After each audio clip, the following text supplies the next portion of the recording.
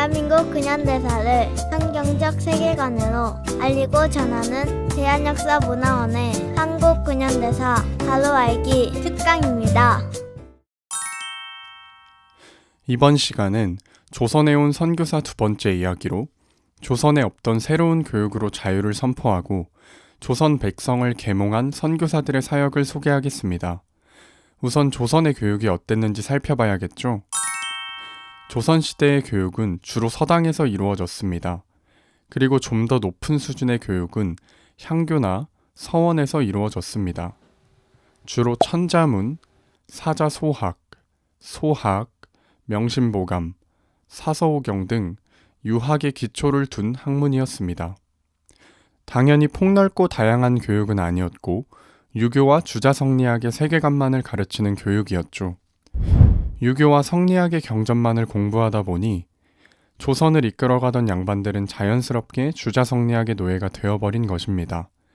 그 교육의 결과로 조선은 산업공상의 원칙에서 벗어나지 못하고 철저한 신분사회를 만들었고 조선 백성은 종의 멍에를 짊어진 채 고통받아야 했습니다. 그런 조선의 백성을 자유롭게 하기 위해 선교사들은 조선을 자유롭게 할 가치를 가르치는 학교를 세우기 시작했습니다.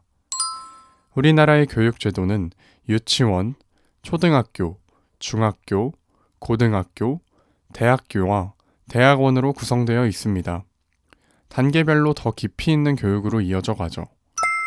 초중고교에서는 보편적으로 언어, 수학, 사회, 경제, 역사, 과학, 윤리, 예체능을 고루 가르치고 있습니다.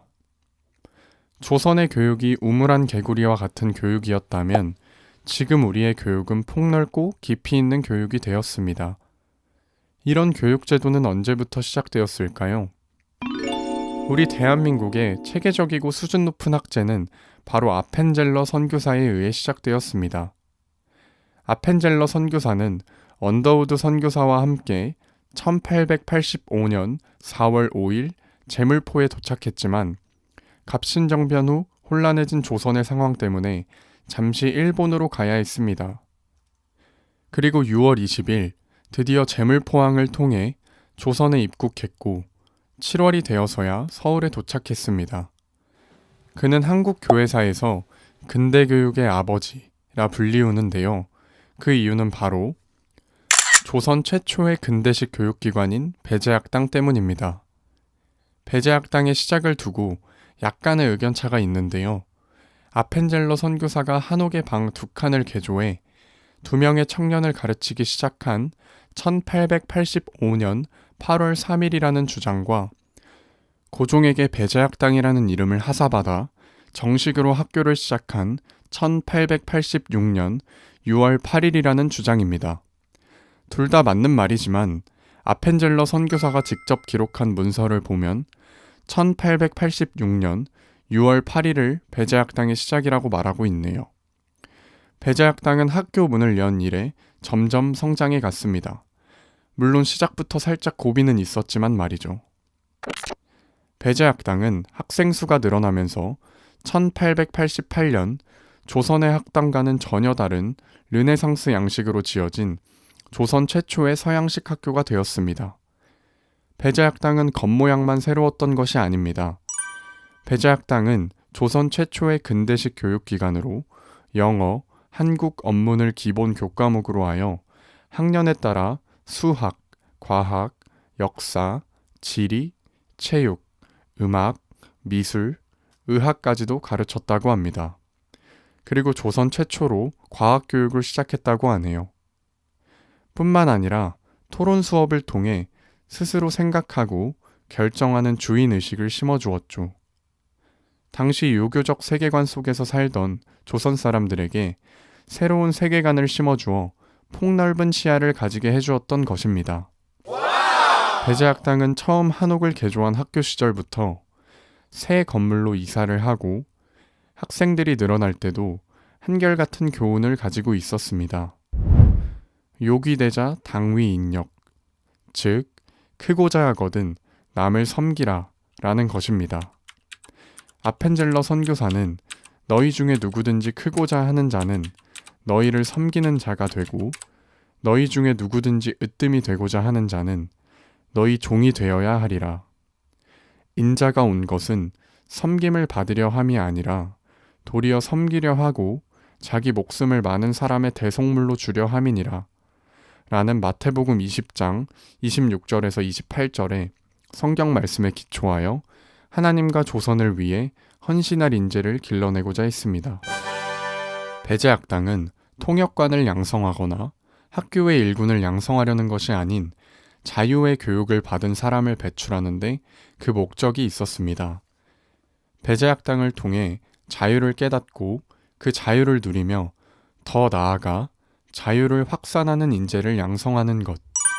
즉 배제학당의 존재 목적은 조선의 자유였던 것입니다. 조선의 자유를 위해 세워진 배제학당을 통해 실제로 조선의 자유를 위해 헌신한 수많은 사람이 배출되었습니다. 그중 한 사람이 대한민국의 건국 대통령 이승만 박사입니다. 그는 1895년 4월 5일 배제학당에 입학해서 자유와 민주주의의 놀라운 가치를 깨달으며 대한민국 건국 대통령이 되었죠. 같은 해 배제학당의 교사진으로 합류한 서재필 박사는 자신이 미국에서 보고 느낀 자유와 민주주의를 배제학당 학생들에게 전달했죠. 그 외에도 우리나라 최초의 의학 박사 오긍선 선생님, 한글하면 떠오르는 인물 주시경 선생님, 진달래꽃, 별 해는 밤이란 시를 남긴 윤동주 시인 등 헤아릴 수 없는 많은 인재가 배제학당을 통해 배출되어 대한민국의 기초를 놓은 건국의 아버지들이 되었습니다. 또 배제학당은 민족을 섬기는 공간이 되었습니다. 1889년 한글 활자를 주조해 성경을 인쇄하고 1896년 독립신문, 1897년 조선 그리스도인의 회보, 1898년 학생기관지 협성회보, 1898년 이승만 박사가 발행한 우리나라 최초 일간신문인 매일신문, 1892년에는 목각으로 철로역정을 인쇄하여 조선 사람들을 섬겼습니다. 배제학당은 아펜젤러 선교사가 1885년 4월 5일 제물포에서 올린 기도대로 조선 백성을 얽어맨 결박을 끊고 그들이 자유와 빛 가운데 살아가도록 헌신한 자유의 전당이었습니다. 우리나라 교육에 지대한 공헌을 한 여러 선교사 가운데 언더우드 선교사를 빼놓을 수 없습니다. 언더우드 선교사는 1885년 조선에 왔습니다. 사실 처음부터 조선에 오려던 것은 아닙니다. 그는 인도 선교사로 헌신하고 인도로 나갈 준비를 하던 중 선교부의 제안에 순종하여 조선에 온 것이죠. 조선으로 그의 목적지를 바꾸는 일은 결코 쉬운 일이 아니었습니다. 선교사를 죽이는 땅, 정세가 어지러워 안전을 보장받을 수 없는 땅, 질병이 창궐한 땅, 무엇보다 조선이 어떤 곳인지 제대로 된 정보도 없는 상태였기 때문입니다. 그런 이유로 언더우드 선교사는 평생을 함께하기로 약속한 약혼자와 파혼을 해야 했고 그동안 준비한 모든 것을 다 내려놓고 조선으로 온 것입니다. 정말 조선은 앞이 잘 보이지 않는 안개 속을 걸어가는 듯 했습니다. 언더우드 선교사는 미래가 보이지 않는 조선에 교육만이 조선의 미래를 열 수 있다는 확신을 가지게 되었습니다. 그러나 교육이 쉽게 진행될 리 없죠. 교육의 대상을 만날 수가 없었으니까요. 외국인 선교사가 근대식 교육을 위해 학생들을 모집하는 일은 어려운 일이었습니다. 외국인에 대한 격한 경계심과 의심 때문이었죠. 저 서양 사람들이 애를 데려다 살찌워서 피를 빨아먹는다더라. 아이들을 갈아서 사진 만드는 약으로 사용한다더라. 라고 하는 허무맹랑한 가짜 뉴스가 돌고 있었으니까요. 그래서 그가 내린 결론은 고아학교였습니다. 언더우드 선교사는 선교부에 편지를 보내 그의 사역을 알립니다. 우리가 사역을 즉시 시작하게 될 수 있고 조선을 위해 기독 청년들을 길러낼 수 있는 한 가지 방법이 있습니다. 서울의 고아가 되어 곤궁한 처지에 있는 집 없는 아이들, 사생아들이 대단히 많다는 사실에 저는 주목하고 있습니다. 그 아이들을 받아들여 옷을 입혀주고 음식을 먹여주며 진리의 길 안에서 훈련받을 수 있게 해줄 수 있을 것이고 구주를 사랑하도록 가르쳐줄 수 있을 겁니다. 그렇게 고아나 길거리에 방치된 거지 아이들을 데려다가 입히고 먹이고 양육하면서 교육을 시작하게 된 것이 바로 고아학교 언더우드 학당입니다. 언더우드 학당은 기숙학교로 운영하면서 철저하고 규칙적인 생활을 하도록 교육했는데요. 새벽 3시 반에 일어나 자기 방을 청소하고 기도의 시간을 가지고 한문을 공부하고 시간표에 따라 여러 학과목을 교육하여 기독교 세계관을 가진 인재를 양성해냈습니다.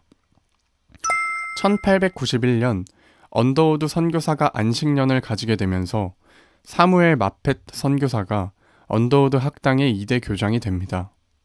마펫 선교사는 그 이름을 예수교 학당으로 바꾸고 조선의 복음을 전할 전도자 양성을 목표로 삼아 체계적인 수업을 이어나갔습니다.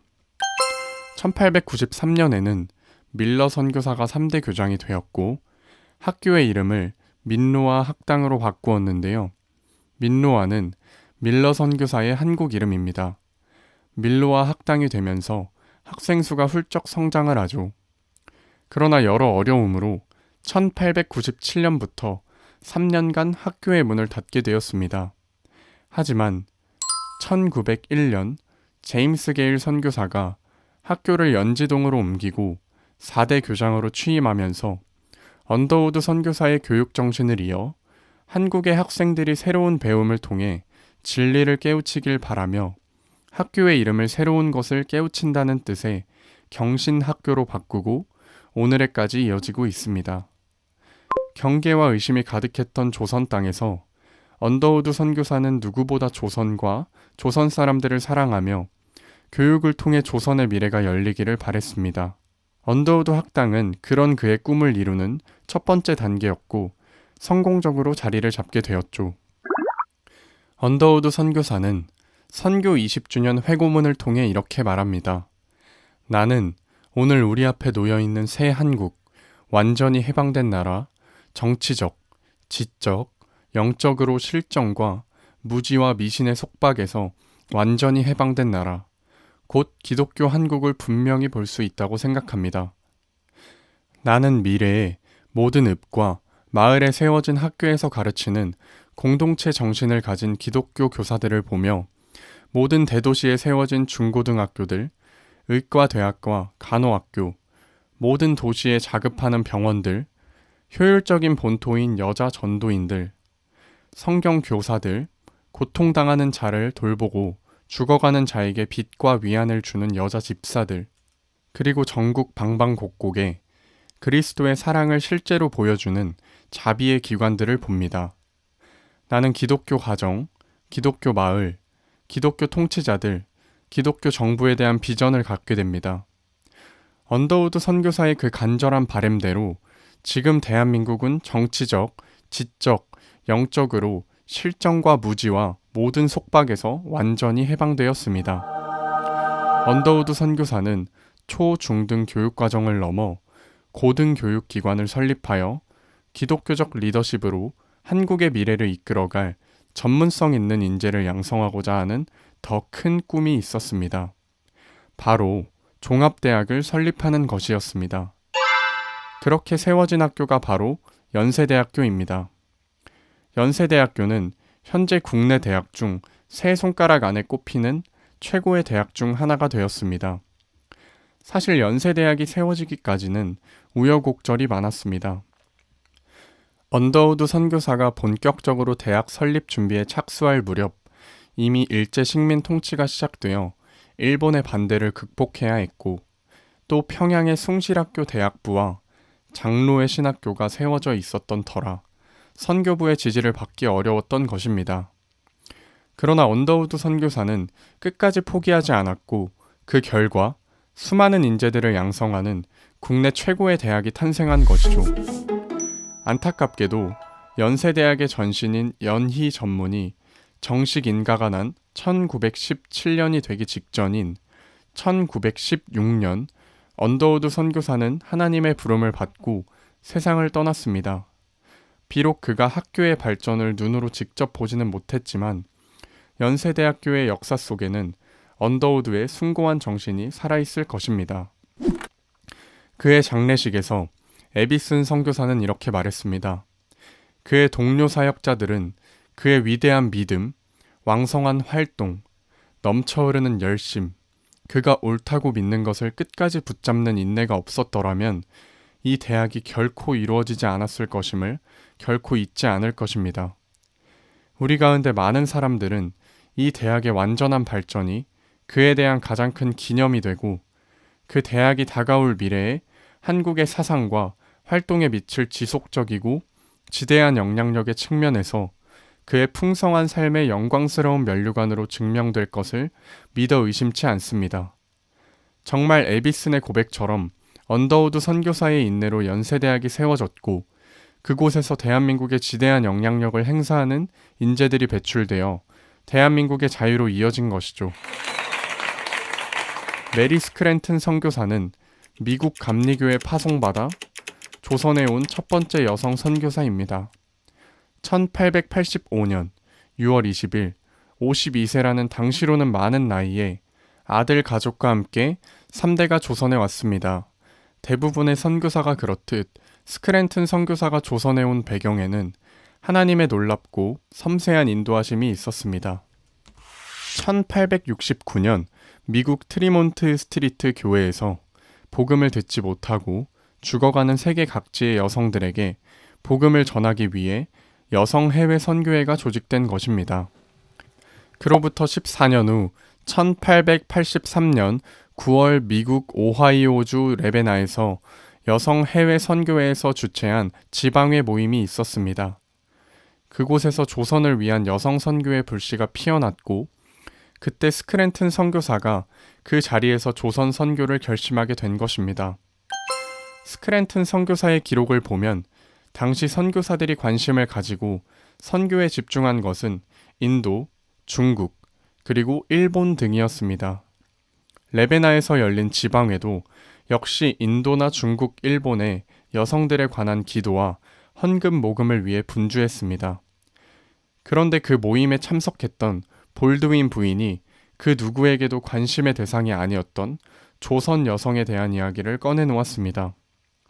그런데 한 나이 많고 사랑스러운 볼드윈 부인이 있었는데 하나님께서 그녀의 마음과 눈을 열어주셔서 그곳에 있던 다른 사람들이 잊고 있던 것을 보고 느끼게 해주셨다. 그 부인은 일어서더니 말하기를 자기에게 약간의 돈이 있는데 그것을 하나님께 바치기로 결심했노라고 말했다. 헌금을 선교회에 맡겨두고 적당한 때에 조선이 문을 열고 복음을 받아들이게 될 때 사용하기를 바란다고 소원을 피력했다. 그 부인은 자신의 헌금이 기초가 되어 더 많은 기금이 빨리 모아지고 조선에 있는 여성과 소녀들이 예수 그리스도 안에 진리를 깨닫기를 간절히 소원한다고 했다. 바로 이때부터 이 어두운 땅, 조선을 위한 기도가 하늘에 드려지기 시작했다. 그날 볼드윈 부인과의 만남이 스크랜튼을 인생을 바꿔버린 것이죠.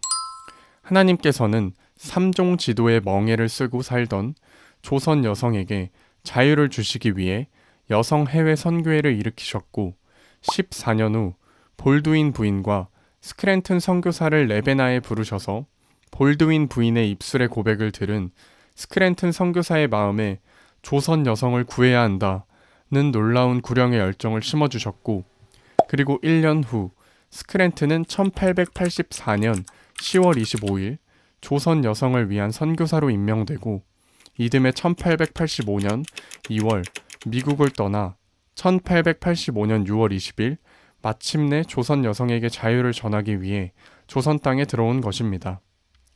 스크랜튼 선교사는 16차 해외 여성 선교회 연례 보고서에 조선 선교사로 나가는 결연한 믿음의 각오를 말하고 있습니다. 사람의 생각으로 보면 우리 모두는 안전하지 않다는 것을 안다. 그러나 나는 두려움이 없다. 왜냐하면 하나님의 약속이 사람의 생각보다 더 높다고 믿기 때문이다. 우리는 가능한 빨리 조선에서 사역할 수 있도록 준비하고 모든 계획을 세우고 있다. 아무리 위험해도 주님이 주신 마음, 구원을 위한 사명을 감당하는 것을 포기하지 않겠다는 이야기입니다. 하나님이 명령하신 것이니까요. 하나님의 명령은 바로 조선 여성의 자유였습니다. 그렇게 조선 여성의 자유를 위해 세워진 학교가 이화학당입니다. 학당을 열었지만 학생을 모집하는 데는 큰 어려움이 있었습니다. 당시 서양인들이 아이들을 잡아먹는다거나 아이들을 미국으로 팔아버린다거나 하는 거짓 소문이 파다했기 때문에 자녀들을 서양 선교사가 운영하는 학당에 보낼 수 없었던 것이죠. 그런 와중에 찾아온 이화학당의 네 번째 학생이 나중에 조선 최초의 여의사가 되는 박에스더, 본명은 박점동이었습니다. 외국 선교사들에 대한 소문이 얼마나 엄청났는지 박에스더 선생의 고백을 들으면 웃음이 나기도 합니다. 내가 10살 때 스크랜튼 부인을 만나러 가게 되었다. 매우 추운 날씨여서 부인이 나를 난로 가까이 오라고 했는데 나는 부인이 나를 난로에 잡아넣어 태워버릴 것만 같아 두려웠다. 이렇게 학생을 모집하기 힘든 상황이 해결되는 사건이 일어났습니다.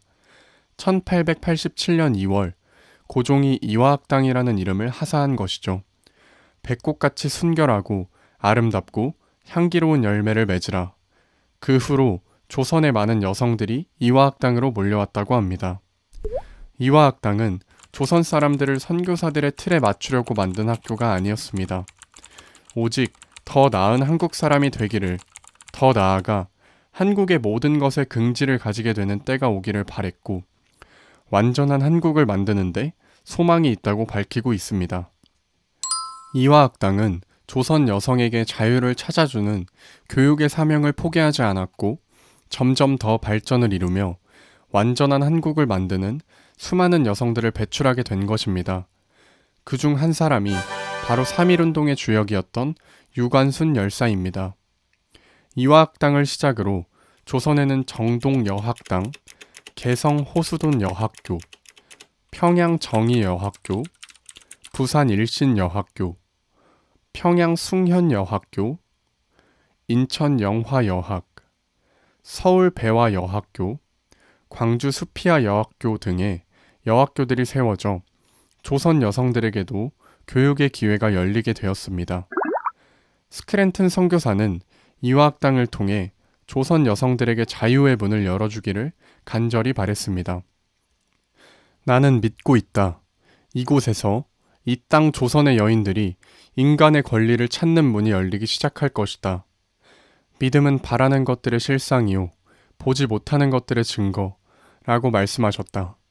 우리가 바라는 것, 말씀을 믿고 바라는 그것이 실상이 되어 든든한 건물이 세워지고 그 건물 속에서 어느 나라 여성보다도 당당한 딸들이 늠름하게 걸어 나올 날이 있을 것이다.